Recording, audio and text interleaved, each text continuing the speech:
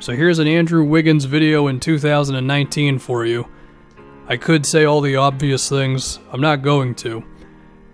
I'm actually going to be putting the tinfoil hat on a little bit, which is the beauty of the offseason. So I'm going down the Wolves roster, specifically looking at their point guards. It's Jeff Teague. Okay, he's Jeff Teague. Then it's Shabazz Napier. And after that, it's kind of nothing at the point guard position. And so then I start to think to myself, is there a chance we're going to see some point Andrew Wiggins this year? Just go down the roster. Who the hell's actually going to dribble for this team?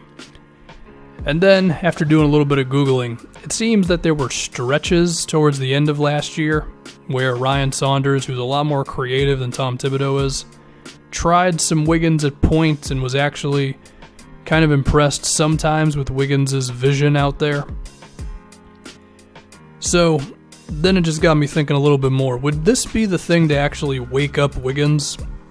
Because there's even a quote from him when somebody asked him, how do you like being the lead ball handler? And he says, it's cool because it allows me to stay engaged in the game. Now, the fact that he just told on himself like that is discouraging. But if it's the truth, then I guess it's cool. I mean, yeah, in a perfect world, getting paid max money and loving basketball would make Andrew Wiggins stay locked into the game. But if he needs the ball all the damn time for it to happen, then I guess you might have to at least try it out if you're the T-Wolves, because you're stuck with this dude. Nobody's going to take him on. Granted, I could see like Charlotte taking him on, but as of right now, you're stuck with him, right? Now, would the idea of Wiggins at point guard actually work? Don't really know. Don't know if his handle is good enough for it. I mean, he's shown some signs with his ball handling throughout his career. It's certainly not busting crossovers and between the legs moves and spin moves and around the backs and hesitations and that type of thing. But is he better than your average, spot up dude at the wing? Yeah, certainly. And if I'm going down who are the best ball handlers on this team, it's Teague number 1, Shabazz probably number 2. Is Wiggins the third best ball handler on this team? Yeah, potentially. I mean, there's a chance that even if they don't put him at point guard, he's still going to get the ball a lot anyway. And, maybe there's a chance that Wiggins just not being off the ball is not going to result in all of those blah 17-footers, which, if we can get those out of Wiggins' game, then that's beautiful.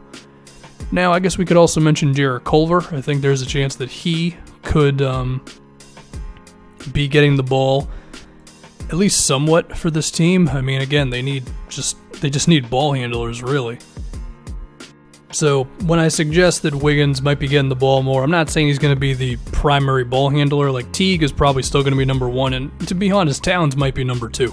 But still, there could be some life for that. Now, if we look at the personnel, could Wiggins having the ball more in pick and roll situations, top of the key, and I mean, hell, even just bringing the ball up sometimes, could that be really there with the talent around him? I mean, of course there's Towns who can inflate anybody's assist numbers because the guy can do everything. Pick and roll, pick and pop, transition, finish alley-oops.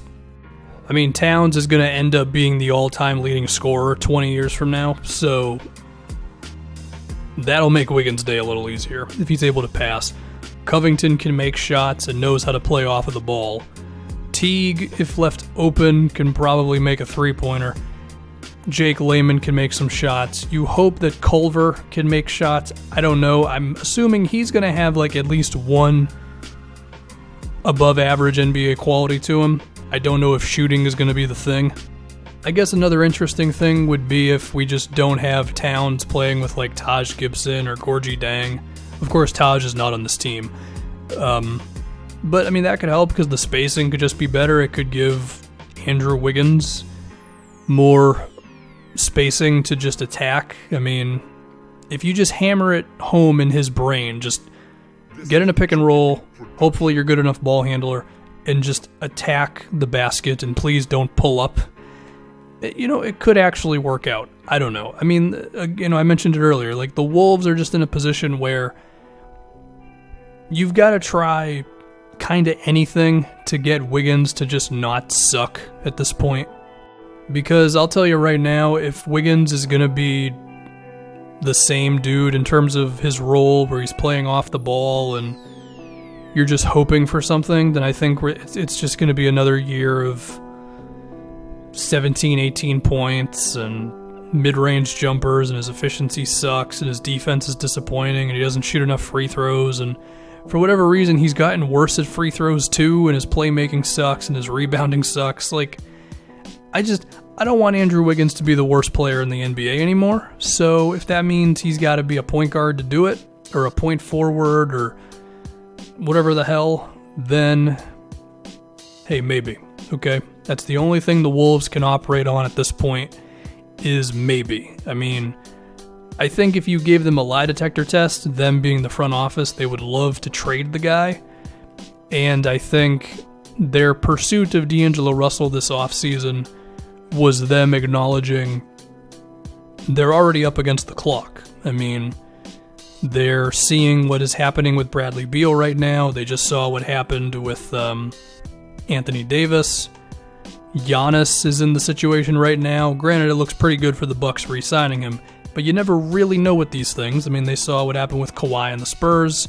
Of course, there were other things to that as well, but it comes back to the idea of you got to satisfy your star player, and you might say to yourself, well, we've got him under contract until 2024, or until that season ends, but it's a lot shorter than you think it is when these guys start to really think about this stuff like maybe 2 years in advance, and then the trade rumors start to come out and all that stuff. So the Wolves are not really in a position to just be like, okay, let's just hope that Andrew finally gets it together. Like, I feel like you kind of gotta nudge him to potentially just flat out push him into a role that he might be a little uncomfortable with at first, but it could be the thing to actually make him a decent NBA player. Because, of course, this is all riding on Karl Anthony Towns wanting to play on your basketball team. So, are we going to see Wiggins at point guard sometimes this season? I think so. I think it's going to happen, just looking at the roster.